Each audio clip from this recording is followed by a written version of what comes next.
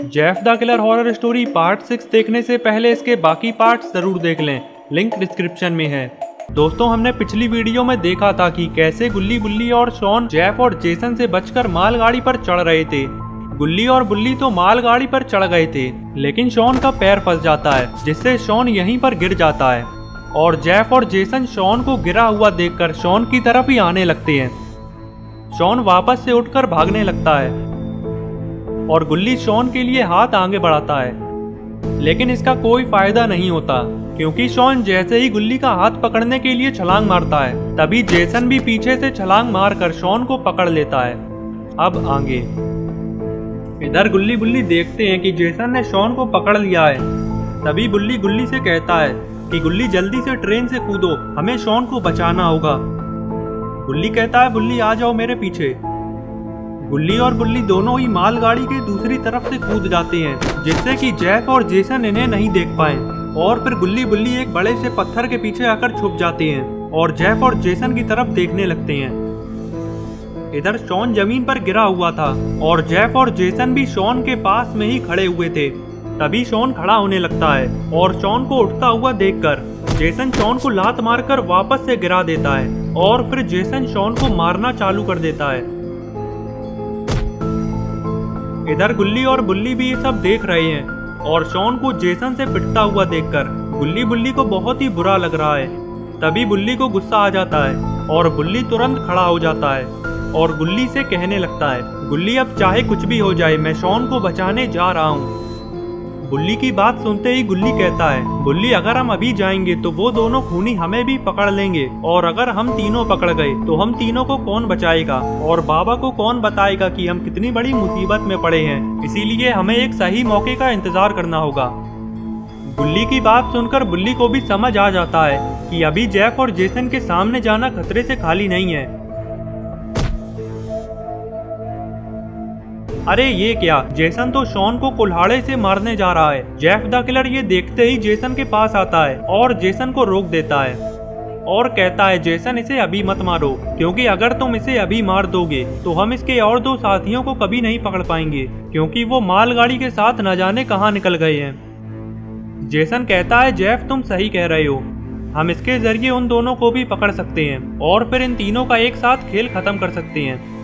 Jeff कहता है चलो जेसन हम इसको अपने अड्डे पर ले चलते हैं और वहीं पर इसकी अच्छे से खातिरदारी करेंगे। जेसन शॉन को उठा लेता है और जेफ और जेसन शॉन को अपने साथ ले जाने लगते हैं। इधर गुल्ली और बुल्ली जैसे ही देखते हैं कि जेफ और जेसन तो शॉन को कहीं पर ले जा रहे हैं, तो ये दोनों फौरन जेफ और जेसन का पीछा करने लगते हैं। अभी गुल्ली बुल्ली थोड़े आगे ही आए थे कि तभी ये देखते हैं कि जेफ और जेसन ने तो सड़क पर खड़ी हुई एक जीप को स्टार्ट कर दिया है और दोनों उसी जीप पर बैठकर यहाँ से जा रहे हैं। गुल्ली बुल्ली जैसे ही ये देखते हैं तो ये फौरन जीप का पीछा करने लगते हैं, लेकिन इसका कोई फायदा नहीं होता क्योंकि जीप बड़ी रफ्तार के साथ आगे निकल जाती है और फिर गुल्ली बुल्ली यहीं पर रुक जाते हैं। तभी बुल्ली कहता है कि गुल्ली वो दोनों खूनी तो शॉन को न जाने कहां ले गए, अब हम शॉन को कैसे बचाएंगे। गुल्ली कहता है बुल्ली अब हम कुछ नहीं कर सकते, हमें अब जल्दी से बाबा को फोन मिलाना होगा, क्योंकि अब इस मामले में बाबा ही हमारी मदद कर सकते हैं। गुल्ली की बात सुनते ही बुल्ली फौरन अपना मोबाइल निकालता है और बाबा को फोन लगाने लगता है। बुल्ली को बार बार फोन लगाते देखकर गुल्ली पूछता है क्या हुआ बुल्ली, क्या बाबा का फोन नहीं लग रहा। गुल्ली बताता है हाँ गुल्ली, बाबा का तो फोन ही नहीं लग रहा है, अब हम क्या करेंगे। गुल्ली कहता है बुल्ली बाबा को फोन लगाते रहो, क्योंकि हमारे पास इसके अलावा और कोई रास्ता नहीं है। गुल्ली की बात सुनते ही बुल्ली दोबारा से बाबा को फोन मिलाने लगता है और गुल्ली बुल्ली बाबा को फोन लगाते हुए आगे की तरफ जाने लगते हैं।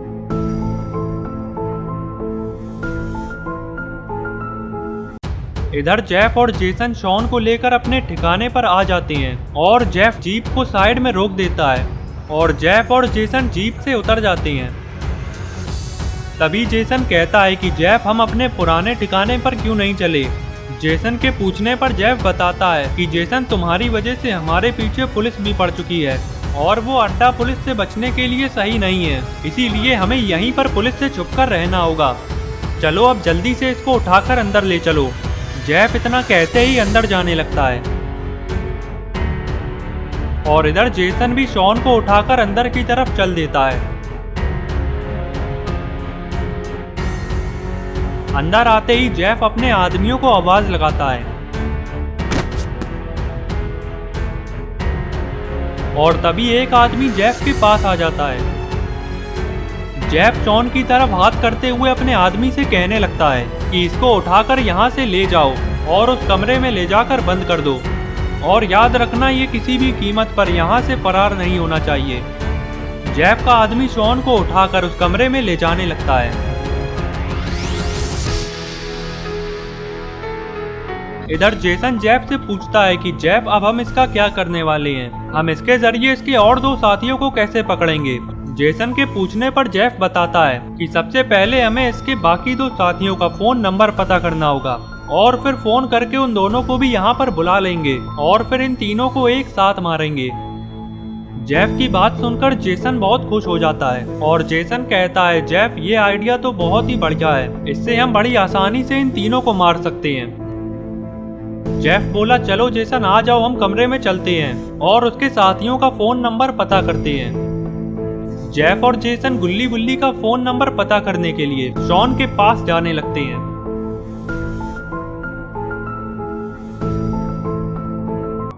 अंदर आते ही जेफ देखता है कि उसके आदमियों ने शॉन को रस्सी से बांधकर उल्टा टांग दिया है। तभी जेफ अपने सारे आदमियों को बाहर जाने के लिए कहता है और फिर जेफ और जेसन शॉन के पास आ जाते हैं और जेफ शॉन से गुल्ली गुल्ली का फोन नंबर पूछता है और कहता है अगर नंबर नहीं बताया तो जेसन तुम्हें मार मार के तुम्हारी हालत खराब कर देगा। जेफ की बात सुनते ही शॉन ये समझ जाता है कि जेफ और जेसन गुल्ली गुल्ली का फोन नंबर लेकर गुल्ली गुल्ली को भी यहाँ पर बुला लेंगे और अपने जाल में फंसाकर गुल्ली गुल्ली को भी पकड़ लेंगे। इसीलिए शॉन नंबर बताने से साफ इनकार कर देता है और कहता है कि चाहे कुछ भी कर लो, मैं गुल्ली गुल्ली का नंबर नहीं बताऊंगा। शॉन की बात सुनते ही जेफ ये समझ जाता है कि अब इसे क्या करना है और फिर जेफ जेसन से कहता है कि जेसन तुम 2 मिनट के लिए बाहर चले जाओ, मैं 2 मिनट में इससे नंबर पूछकर बाहर आता हूँ। जेफ की बात सुनकर जेसन कमरे से बाहर जाने लगता है। इधर जेफ पास में रखा हुआ एक डंडा उठा लेता है और फिर शॉन के पास आकर दोबारा से नंबर पूछता है कि कहीं डंडा देखकर शॉन का मन तो नहीं बदल गया। लेकिन शॉन इस बार भी मना कर देता है क्योंकि शॉन को ऐसा लग रहा है कि जेफ 3-4 डंडे मारने में ही थक जाएगा और अपना पॉटी बॉय शॉन 3-4 डंडे तो आराम से झेल लेगा। लेकिन जेफ जैसे ही डंडे मारना चालू करता है तो शॉन को समझ आ जाता है कि जेफ द किलर हार मानने वालों में से नहीं है और इसको नंबर बता देने में ही शॉन की भलाई है। शॉन फौरन जेफ से रुकने के लिए कहता है और फिर शॉन जेफ को गुल्ली गुल्ली का नंबर बताने लगता है। नंबर मिलते ही जेफ कमरे से बाहर जाने लगता है और फिर बाहर आते ही जेफ तुरंत गुल्ली गुल्ली को फोन लगा देता है। इधर गुल्ली गुल्ली बाबा को फोन मिला मिलाकर थक हार कर बैठ गए हैं क्योंकि बाबा का फोन तो लग ही नहीं रहा है और अब गुल्ली गुल्ली को कुछ भी समझ नहीं आ रहा है कि अब आगे इन्हें क्या करना चाहिए। लेकिन तभी बुल्ली का फोन बजने लगता है। गुल्ली कहता है बुल्ली जल्दी देखो कहीं बाबा का फोन तो नहीं आ गया। बुल्ली जैसे ही फोन देखता है तो ये फोन बाबा का नहीं होता है और फिर बुल्ली जब फोन उठाता है तो उधर से जेफ द किलर की आवाज आती है। जेफ की आवाज सुनते ही बुल्ली ये समझ जाता है कि ये तो उसी किलर की आवाज है जो शॉन को पकड़ के अपने साथ ले गया है। फोन उठते ही जेफ गुल्ली बुल्ली से कहने लगता है कि मैं तुम्हारे दोस्त शॉन को अपने अड्डे पर ले आया हूँ और अगर तुम लोग शॉन को बचाना चाहते हो तो अगले 1 घंटे में भूतिया जंगल के बीचों बीच आ जाओ, वहीं पर मेरा अड्डा है और अगर 1 घंटे में नहीं पहुँचे तो मैं शॉन को मार दूंगा और इसके जिम्मेदार तुम लोग होगे। बस इतना कहते ही जेफ फोन काट देता है और फिर जेफ जेसन से कहता है जेसन इन्हें पकड़ने की सारी तैयारी कर लो क्योंकि मुझे पूरा यकीन है कि ये दोनों यहाँ पर जरूर आएंगे। इधर जेफ की बात सुनकर बुल्ली बहुत ही घबरा जाता है और फिर बुल्ली ये बात गुल्ली को बताने लगता है कि शॉन कितनी बड़ी मुसीबत में पड़ा है। तो दोस्तों अब क्या होगा शॉन का? क्या गुल्ली बुल्ली शॉन को बचा पाएंगे या फिर गुल्ली बुल्ली भी जेफ और जेसन के हाथों पकड़े जाएंगे? ये सब हम देखेंगे अगली वीडियो में। तो अगली वीडियो देखने के लिए चैनल को सब्सक्राइब कर लेना और बेल आइकन को भी दबा देना ताकि वीडियो अपलोड होते ही नोटिफिकेशन मिल जाए।